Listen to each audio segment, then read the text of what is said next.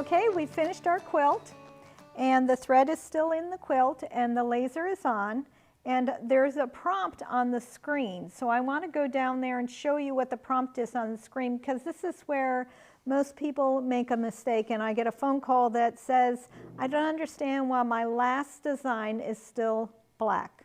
Okay, it's because the computer needs to know whether you're continuing or you're canceling. So if you come down here and you look at the screen, on the bottom left-hand corner, it says cut bobbin thread, then click continue. If you click cancel, the computer thinks that you have not finished the row, and it turns this last design red. And then you can get out of it. You can right-click over it and toggle it sewn. But what you need to do at the end here is click continue. Now I'm not going to click it yet because I have not pulled up my bobbin thread. So I'm going to go back and pull up the bobbin thread. Okay. So push the head away, grab your thread, come forward, single stitch, push the head away and pull up the bobbin thread and cut the thread. And now I'm going to use the bottom right-hand corner of my keypad and push continue. And when that happens and you go back and look at the screen, you will notice that everything in that row is now red. Okay? So this is where the keypad comes into play so much. I have a 14-foot table, and I don't want to run down there every time I have to look at the screen to do something, because my next step is down here on this end of the table on the right-hand side. So I'm going to use my mode button, which is the top right-hand button, and I'm going to mode over to the next part, which is roll quilt, and it's going to tell me what to do. So I push the button until it says roll quilt, and there it is. Push the bottom button, which is select, and it tells me, and I'm far away, I can't read it, but it's asking me a question. It says, have you cut your bobbin thread and rolled the quilt? So I'll go down there and read it. It's exactly what it says. Okay. Have you rolled your quilt and positioned your needle at the last sewn pattern's endpoint? Well, I haven't rolled my quilt, but it's reminding me to do that. So I'm going to take off my clamps, and I leave my clamps in the front so I don't have to keep peeling them off the Velcro. I let them hang there. It just seems to work for me. And then I'm going to go back down here, and I'm going to remove these two clamps, put them in front, and then unlock, roll my quilt, and I don't want to roll it so far that where it ties off, I can't see it. My tie off is right here. But I also need to roll it enough that I can get the next row in, okay?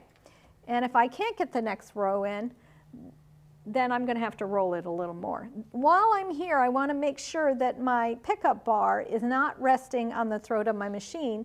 So I'm going to take a peek, and it's not. If it is, then I need to roll it up. I'm going to move my head over a little bit and fix all these wrinkles, okay?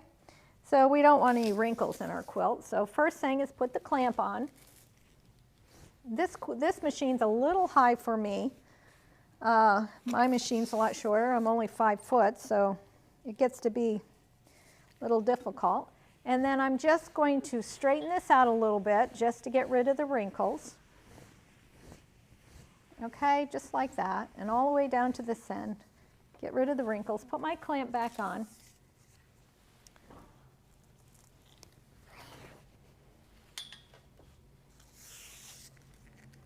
All right, now we got rid of the wrinkles, we put our clamp back on. All righty. Now I basted across the belly bar, so I'm going to take that basting stitch out real quick. The reason for that is it does create a wrinkle there if I leave that stitch in there.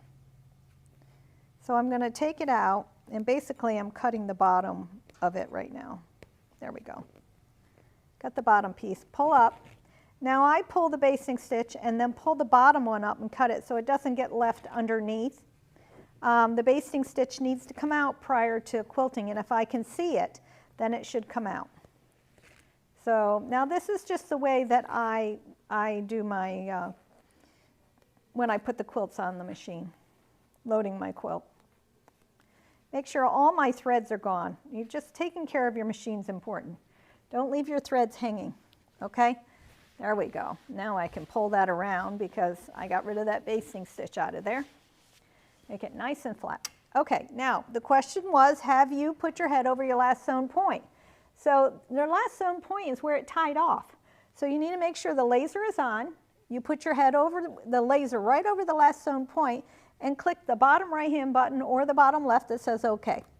Click it. And then when you look at the screen, you'll notice the next row is up there. And at this point, I can mode over to quilt, and the head's going to go over there by itself. But I like to, I'm a little bit faster on the walk, so I'm going to walk it down there. And I know that I just had a new bobbin put in, so I know I'm okay with my bobbin. And so I'm going to mode over to quilt, push select, let the head take its area. It pulls up, or it does a single stitch. I'm going to pull up the bobbin thread, hang on to it, and then it's going to sew the next row, okay? Now I'm going to pause it to let you know that this is how we do end of set. Now there are a lot of different ways to do edge to edge. I don't always do it this way. It depends on the quilt, and there's a lot of different avenues you can go in on moving your designs around. This is just the very basic end of set for those folks that are just beginning and would like to have a video to look at and how to do this. And if you have any questions, you know where to call. Call your dealer, okay? If you are in our district from North Carolina to Pennsylvania, and right now we're helping out the Northeast, so you can call us. We're at 434-821-3000. Threads run through it. So most of us can answer the phone and answer any questions that you have. So you guys have a great day, and we'll see you at our next video.